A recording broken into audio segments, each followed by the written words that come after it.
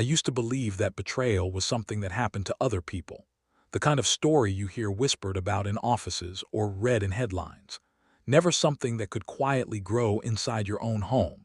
But now, I know how easily comfort can rot into danger when you stop paying attention to the small changes that feel too insignificant to question.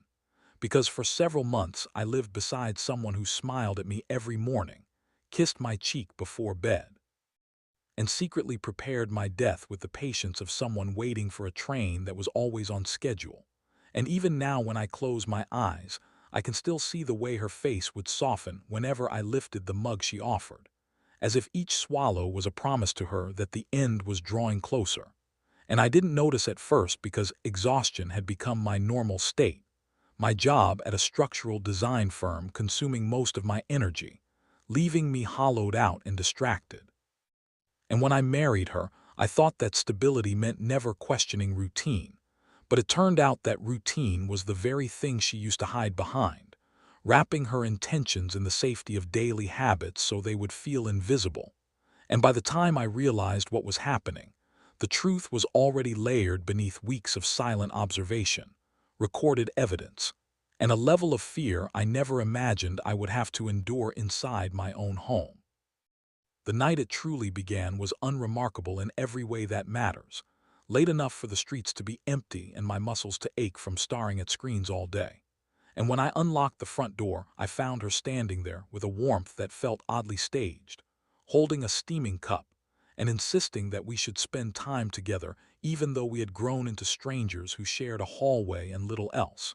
And when I hesitated, she acted wounded, telling me that I never made time for her anymore, that I was always tired, that she only wanted a moment to feel close again, and guilt pushed me to accept what I should have refused, because the coffee tasted wrong in a way that lingered at the back of my throat. And when I asked about it, she brushed off my concern as stress, watching me too closely as I drank, her eyes following every movement, and within minutes my stomach twisted, my head spun, and I felt a heaviness that sank deep into my bones. And I convinced myself it was nothing more than fatigue. But that moment planted the first seed of doubt that would grow into something far more terrifying than simple suspicion. What followed was a slow, repeating pattern that wrapped itself around my life, until I couldn't separate illness from routine. Because every evening she was waiting with another cup, and every evening she seemed almost hurt if I refused, as though my choice not to drink it was an act of rejection rather than self-preservation. And I noticed that my body was changing in ways that felt unnatural, my hands trembling when I tried to hold a pen, my head pounding with an intensity that made it hard to focus, my stomach constantly uneasy. And yet she responded to these symptoms with a strange mixture of concern and anticipation, asking how I felt in a voice that sounded rehearsed, watching my reactions too carefully, as if she were tracking progress rather than worrying about my health. And the more I tried to rationalize her behavior, the more details surfaced that didn't belong in a normal marriage, such as her anger whenever I stepped into the kitchen while she prepared the drinks, or the way she would jump if I came home earlier than expected, quickly hiding something before forcing a smile that didn't reach her eyes. One night, lying awake beside her while she slept peacefully, I stared into the darkness and tried to reconcile the person I had married with the one who now felt like a stranger wearing her face. And I realized that whatever had happened between us over the years had hollowed out the trust we once shared, replacing it with a version of her that seemed driven by something I couldn't yet understand.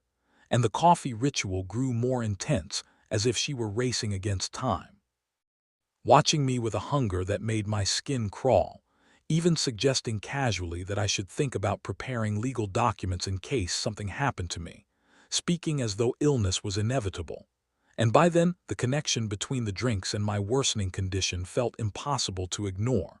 So while she believed I was growing weaker, I was quietly becoming more aware, cataloging patterns, memorizing times, and preparing myself to uncover whatever she was hiding. I decided to take a risk that felt both desperate and necessary, pretending to call in sick while actually purchasing small surveillance devices that could stream to my phone, and setting them up throughout the house when she was away, my hands shaking not from illness but from the weight of what I was about to confirm. And when I finally activated them, I half hoped they would show nothing, that my fears were simply the product of exhaustion and paranoia. And for several days, all I saw were ordinary moments.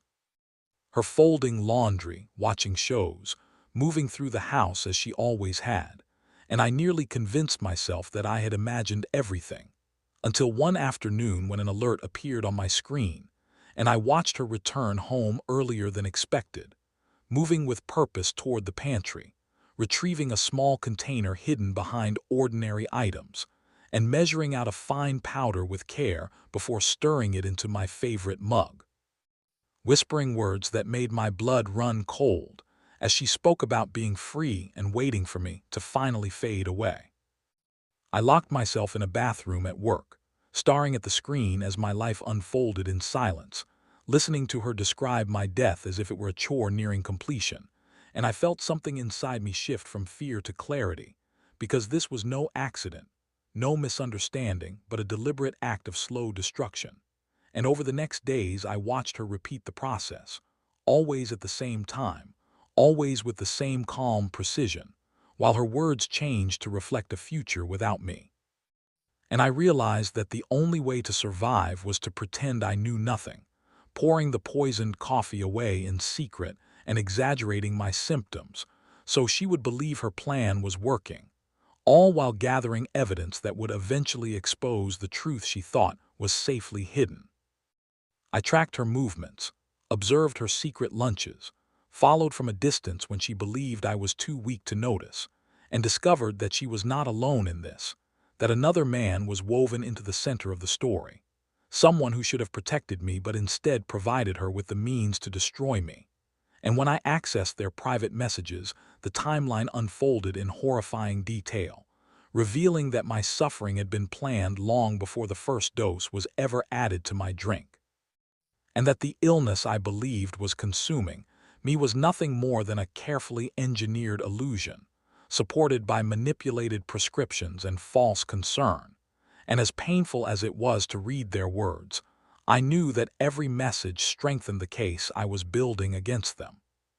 With the help of someone I trusted, I had the substance analyzed and confirmed that it was designed to mimic natural organ failure while slowly poisoning the body, a method so calculated that it required advanced knowledge. And that discovery pushed me to protect myself legally, restructuring my assets, ensuring that nothing would benefit them even if they succeeded, and expanding my surveillance so that no conversation or movement went unrecorded. And through those recordings, I saw and heard things that shattered the last fragments of the life I thought I had, their laughter in my home, their plans for a future funded by my death, and the casual way they discussed my declining health as if it were merely a schedule to manage. Every day became a performance, a careful balancing act between appearing fragile and remaining alert, greeting her with forced affection, accepting her false concern, and enduring interactions with the man who pretended to treat me while secretly monitoring how close I was to the end. And the psychological strain of living alongside people who wanted me dead nearly broke me. But it also fueled my resolve to see this through, because I refused to become a statistic in their story. And I knew that, when the moment came, they would face the truth they believed they had hidden so well. I worked with legal authorities in silence, sharing every recording, every message, every piece of evidence I had gathered, and together we planned the moment when I would finally confront her, not with anger but with undeniable proof, ensuring that when the truth surfaced, it would be impossible for either of them to escape the consequences. And I prepared myself for the weight of that moment, rehearsing what I would say, knowing that this confrontation would mark the end of one life and the beginning of another. Even though I could not yet imagine what freedom would feel like after months of pretending to be dying. When the evening arrived, everything felt sharper, as if the world itself were holding its breath, and when she handed me the mug with a smile that once meant love but now represented betrayal, I set it down instead of drinking, meeting her eyes and calmly nomming the poison she believed was still inside me, watching her expression fracture as realization dawned.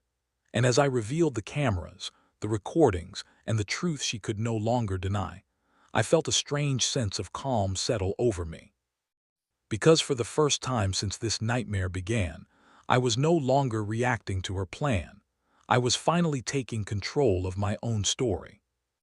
She tried to speak when the words landed between us, but whatever explanation she had prepared dissolved in the silence that followed, and I could see in her eyes that she was searching for a way to undo months of calculated cruelty with a single sentence, as if the truth could be reshaped into something harmless if she only said it gently enough.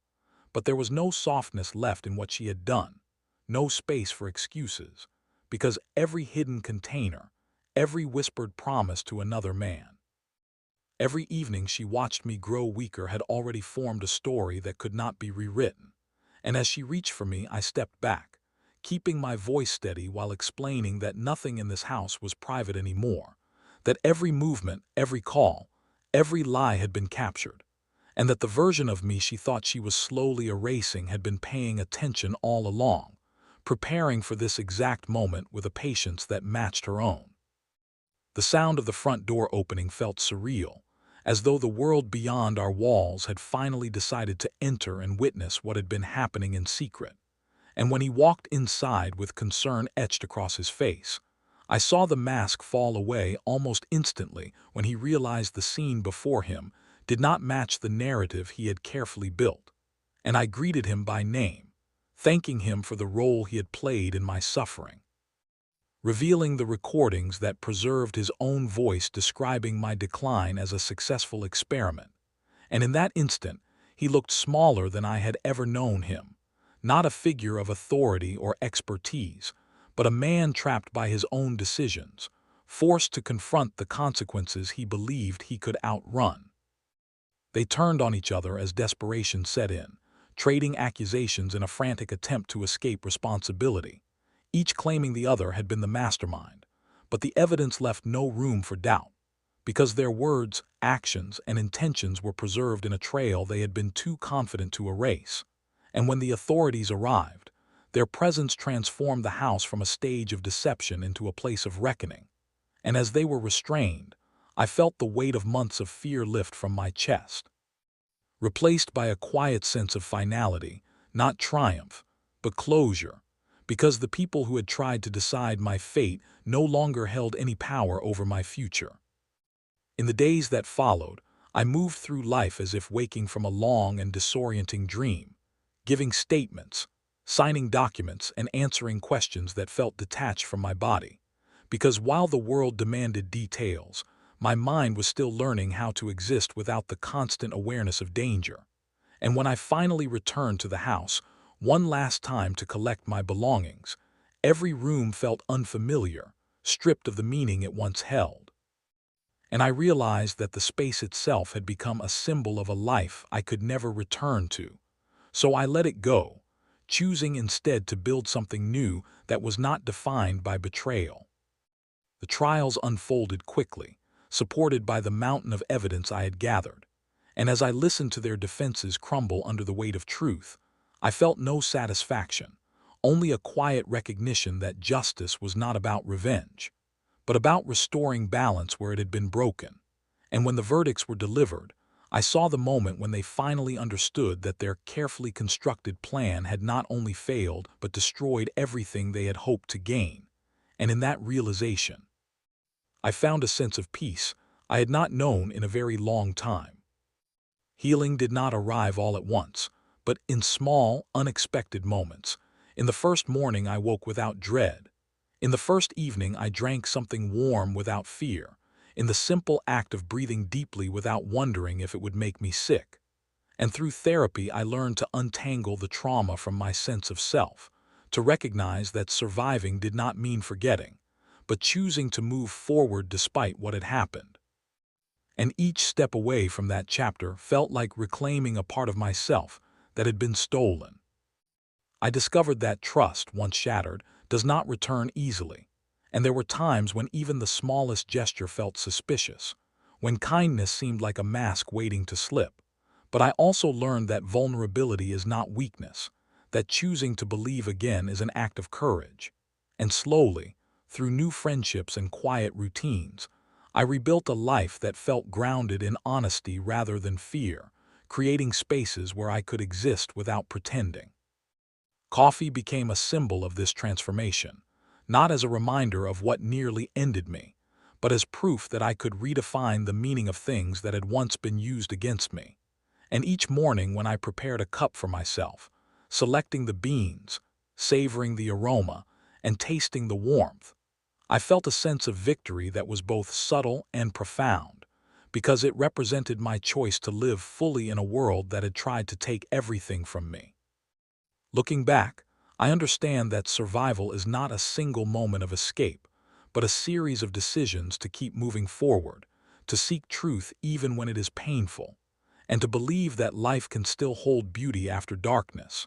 And while I will always carry the memory of what happened, it no longer defines me, because I have learned that the power to shape my future lies within my own hands.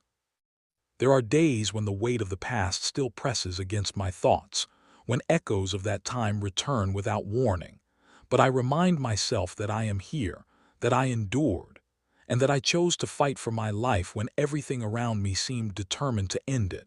And in those moments, I find strength not in anger, but in gratitude for the chance to continue. Now, as I stand at the edge of this new chapter, I feel something I never expected after everything I endured. Hope, not as a fragile wish, but as a steady presence that reminds me each day that my story did not end where they intended it to, and that the life I am living now, built on truth and resilience, is the greatest answer to the darkness I once faced.